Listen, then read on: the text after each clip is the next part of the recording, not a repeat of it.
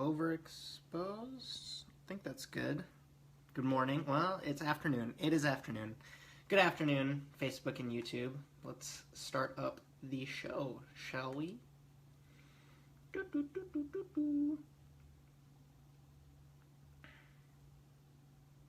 What is up, folks? My name is Justin Khanna. Welcome to the Emulsion, episode 21. Today we're going to chat about some reasons to not open a restaurant, chef health, mental health, physical health, Instagram food, and what is up with Vespertine, that new place in LA. Also popping up under a bridge. That's going to be another little interesting end story. Great to have you here. We're back on our normal location. If you missed it, I missed it too. And I say that because we had our first mobile show and our fourth kind of interview on the show last week. If you haven't checked that out, definitely make sure you head over and do that. And I know I don't normally hype up like the prior week's show, but I'm doing it now because I want to make sure that I'm doing this thing right. Last week's interview was the first time that I actually had a show that I was, it's not to say that I wasn't, that I was happy with it. I was happy with it, but it's not that I was not happy with the shows before it. It just, last week's show, structure-wise, was ideally where I want to take the direction of the interviews that I do.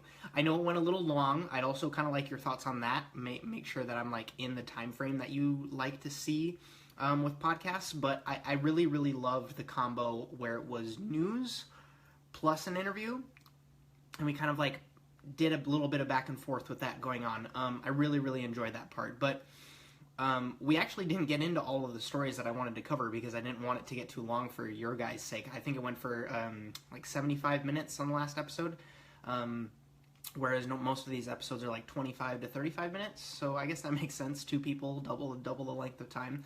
But I felt comfortable cutting it then.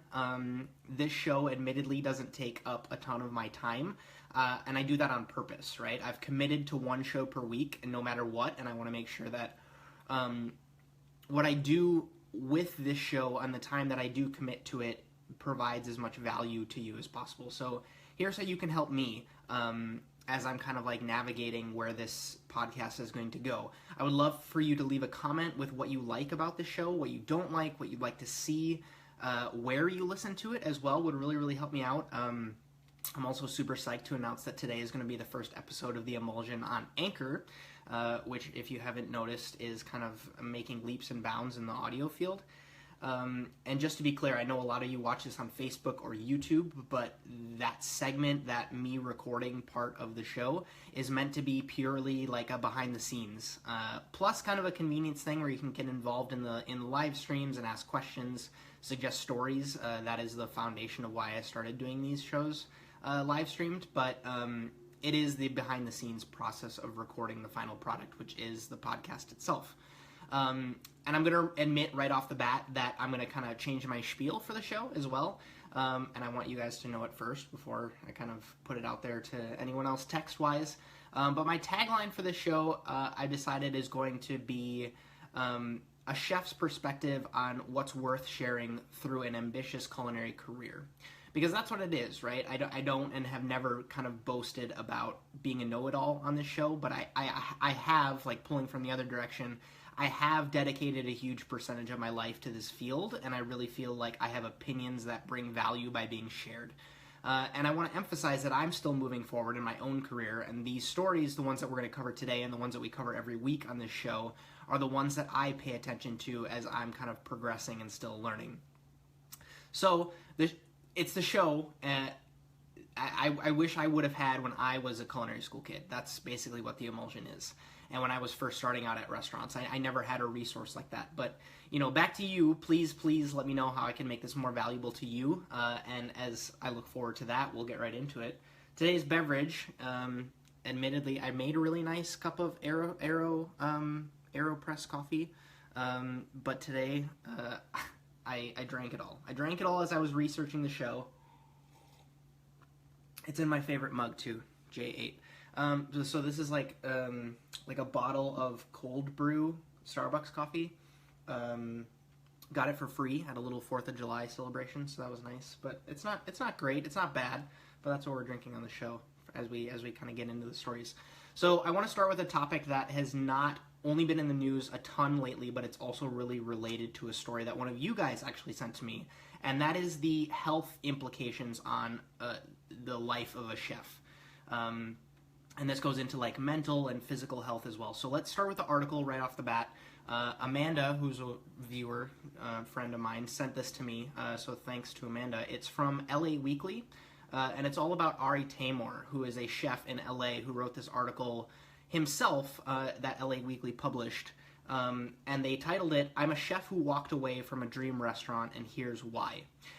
So you might have seen this in your news feed over the weekend or even last week. As per usual, it's available for you to read yourself in the show notes. But it's a story all about how Ari and his partner opened up a restaurant called Alma in 2012. And what basically happened is he burned himself out, right? Long hours, time away from family, personal events happening, and prioritizing the restaurant over the people and moments in his life basically put him in a place where it was time to open another restaurant, and he openly admitted to his partners and his investors that he wasn't ready. And what happened was that the outcome of that for him was just open and loving support, right? Like everybody rallied around him, made sure that he had everything that he needed, which he admits he didn't think he was going to receive. And I'm going to kind of hammer that point home with a quote from the article here. Quote, "Many others aren't so lucky. Completely alone, they turn to drugs, alcohol, or other forms of self-sabotage. If I was going to lead young men and women, I had to change. I had to set the example that while work is important, there will be so many moments that cooking cannot prepare them for. I needed to show, and more importantly, demand that they take care of themselves as people, make time for friends, for books, for museums, and travel, to prepare so that when these moments find them, they're ready. What's good? What good is being the best cook in the world if you can't weather the storm?" End quote. And we've talked about this on the show before. I don't want to kind of beat a dead horse here, but if you know me, you know that I'm not really a drugs or an alcohol guy. I never have been. And with these other stories coming out, right? Like I've left a piece from New York Times that they published last week.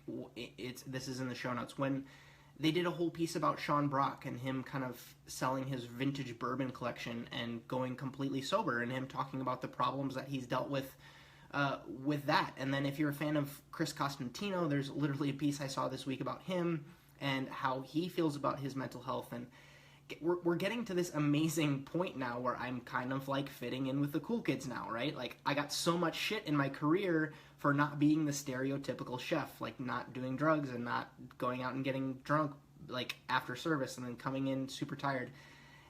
And on a completely not selfish note, right? Like I'm genuinely so happy that other individuals in this career can kind of see that there's another way. And there's these people that are big players kind of taking the high road on it in that way. And that by kind of putting your own oxygen mask on first and then making sure that you're good, kind of like mentally and physically, means that you can kind of help other people out even better. It's one of those like a rising tide raises all ships kind of cliches, but it's so true. This mic stand is not going to work. We're just going to let that stay down. We're not going to play with that on this episode. And it doesn't do anything but make me happy. I know it's kind of a shot in the dark, but if you are someone that is in need, or you need someone to talk to, I would hope that I can help you in whatever way that I can. Hopefully you know how to get in touch with me. That's usually in the show notes regardless. And I have no doubt that as, kind of as small as this little community is here on the Emulsion, we would also have your back with whatever struggles you're going through. I'm a firm believer that positivity wins and optimism is underrated, and I'm 1,000.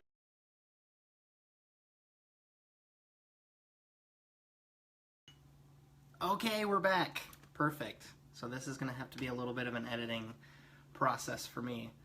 But that's okay. We're going to just jump right back into it. So where were we? That's a really good question. I'm continuing to quote the article here. So socially and politically, we are in a moment filled with anger and violence. What we need are real leaders. Restaurants are one of the few meritocracies left in this country, places where talent and hard work are regularly rewarded, where someone can come from nothing and drag themselves to the top. But we must teach our cooks the value of community, teach them how to cope with stress and depression, and support them when they need to prioritize their lives at the cost of our menus and our legacies. So that's the end of that story. Next up is a really interesting piece all about Instagram food. So here is kind of a quote to start. Over the top, intensely trend-driven, and visually arresting, Instagram food is almost always something to be obtained rather than cooked or created.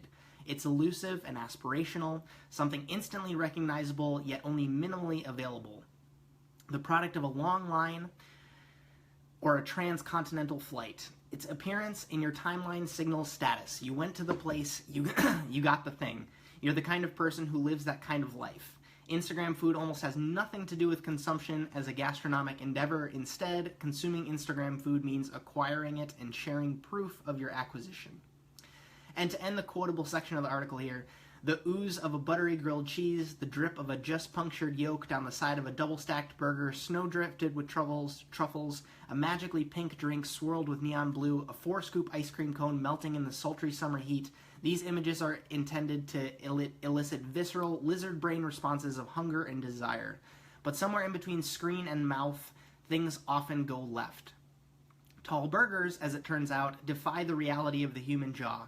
Unicorn frappuccinos sold out quickly, even though I never once saw anyone say they were delicious. Raindrop cakes taste like nothing, galaxy donuts stain your fingers, charcoal ice cream turns your teeth black, and sushi burritos fall apart. And this is kind of and that was very well written, don't you think? I hope you're hungry. And he kind of here's where I stand on this story, because I can look at it from both sides, right? And that's one of the reasons why I felt kind of compelled to cover it, more or less. So from my consumer standpoint, I do take photos of my food, and I will do an Instagram story on certain experiences when I'm out, and definitely post photos to my feed that I really stand behind, right? So you should be able to go back in my history, and if you're like, hey, I'm in Chicago, Justin really loved that breakfast spot a few months ago, and then boom, you can scroll back through my feed, see the photo of it, and then I tell you exactly what I ordered. It's geotagged, the restaurant is tagged, and you can hopefully have just as cool of an experience yourself. I hopefully set yourself up for success in that way. Unicorn drink was a horrible human mistake. Yeah, that's a very, very valid comment coming from Facebook.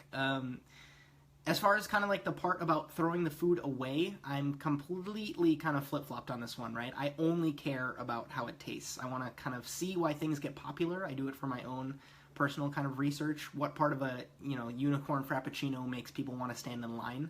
And yes, a lot of it is the reasons that get touched on in the article. Hype is real. Quality is subjective. It's definitely something that I need to kind of continually come to grips with as we kind of transition into this weird internet in real life also kind of story. But for me, I can't really fathom standing in line for something, getting a photo, and then throwing it away, or like having 2 bites of it and then throwing it away, especially if it's food. But if there's anything to kind of be taken from when I flip the coin onto my chef perspective, it's kind of prioritizing those core principles that have always been around forever. So like flavor and execution over like the flash and the trends will always win in the long term, right? So a huge that huge riff of things that you can order off of the list that Amanda Mull, the author here, kind of went on, I guarantee you and I will laugh about in 12 to 24 months, right? We're already laughing about the unicorn frappuccino. Damien says it's the herd mentality, which is very, very true. We're sheep in that way, but that's the punchline to me, right? It's a short-term game to kind of get a trendy dish popular, especially because with a restaurant you have to kind of build an entire ecosystem around it, right? You have to hire staff, you have to have a space, and with the exception of people like Dominique Ansel, right, who has kind of built an entire career on coming up with these amazingly Instagrammable dishes. I literally just saw a Facebook video today of his watermelon soft serve that he's kind of serving out of a watermelon slice, which is crazy. But if you can't do that, you're on a train that's going to kind of kick you off real soon if you can't manage to consistently, creatively innovate. And then flipping it back again, I completely respect the power of kind of Instagramifying your dishes, right? On my Dish of the Day show that I do on YouTube, I often plate it up in 2 different ways and then ask for your opinion. Kind of see what draws you in, what makes you be like, I gotta try that, or what is that, right? So the flavors won't change, it tastes exactly the same, but to me, I think it's just such an amazing time to be alive, right? Where I'm only optimistic about it. Let's not really forget that you used to rely on things like newspapers and magazines to finally see photos of other people's food, right? And then bloggers made it a little bit more accessible, but you were kind of at the mercy of where they ate and when. But now it's 100% open, right? You can go to a location on Instagram, click on that, and then kind of see exactly what they're serving up to the minute because we're all posting about it. What are your thoughts on this? I'd really, really love to know. Go ahead and leave them in the comments wherever you are, or if you're not in a place that can do comments, hit me up on Twitter. Next up is actually a follow-up story to one that we covered here on the Emulsion a few weeks ago, and that's about Vespertine, so Jordan Kahn's place in LA that's super close to being accessible to us, you know, normal folk. I think they're doing friends and family openings right now.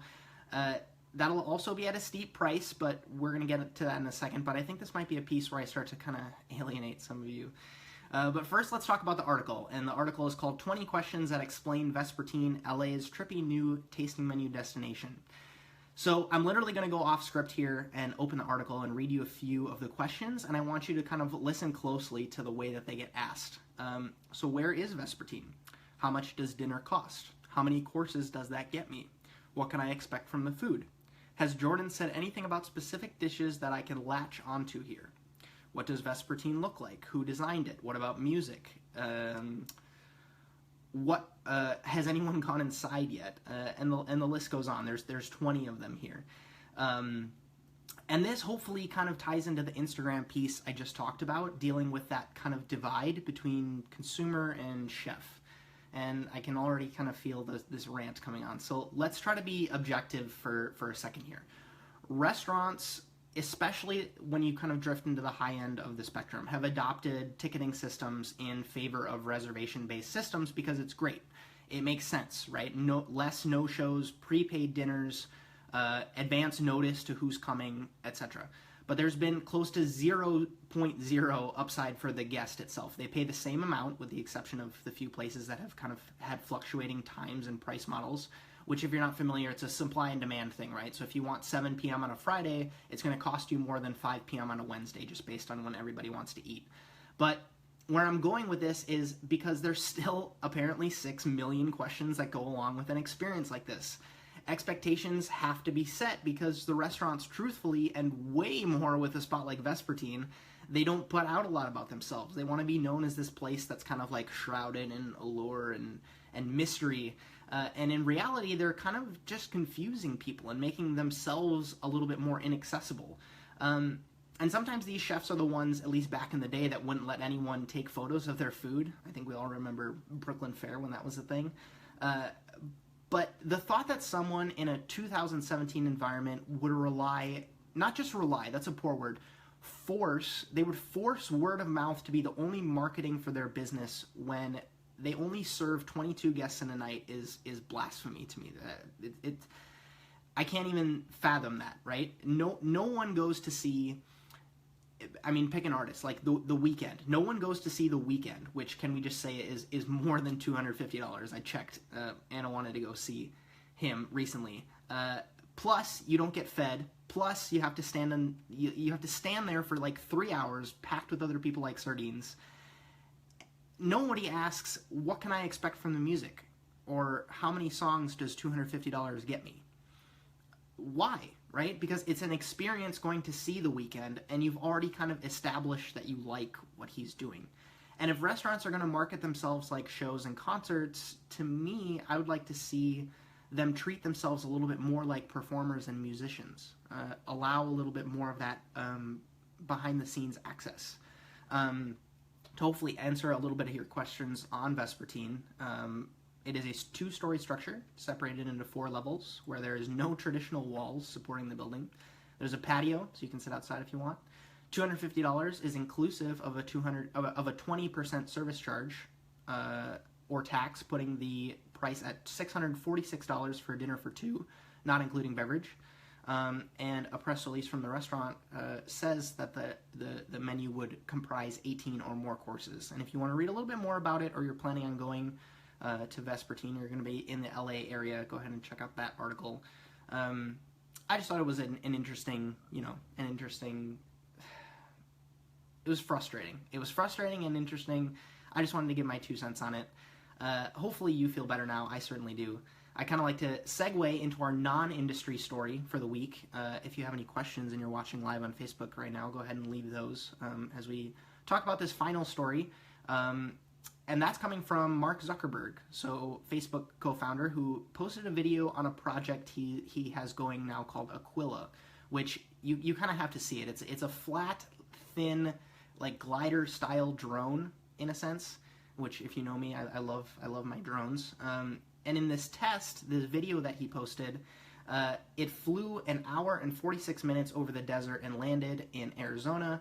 They successfully gathered a lot of data to help optimize the efficiency. And maybe I should tell you a little bit more about what it is. It is a unmanned airplane that will apparently fly for months at a time. So they need to kind of make sure all the details get right before they put it up for that long. But when it's ready, they will basically create a fleet of these little drones, these solar-powered planes that will beam internet connectivity across the world, giving the stats that 4 billion people still can't access the internet. And, to quote it, one day Aquila will help change that. So there's a great saying, when you're kind of in the heat of the moment in a kitchen and stuff's happening and high intensity is happening and someone says it's just food. This is one of those moments where I kind of step back and I'm like, I really love what I do, but I'm kind of just a dude who cooks. Like, solving problems like this, and it's not even a problem, right? Nobody's dying without the internet, but providing an opportunity like internet access to billions of people is, to me, it's really inspiring. And I also feel kind of super grateful to have access to this medium and to make it possible for you to hear my voice, share my ideas, and have it possible to, like, have you comment. Yeah, let's beta test it. And for you to be able to have a conversation with me. It's a little warm and fuzzy and non-industry story for this week for sure. So with that, this has been the Emulsion episode 21. I hope you enjoyed it. Just a couple more things before you take off. I love hearing from you guys, giving my take on stories that matter to you. So if you see one of those pop up this week, go ahead and I hope you'll think of me. Send it my way, and we'll talk about it on episode 22, which will be next week. So without further ado, my name's Justin Khanna. Have a good one.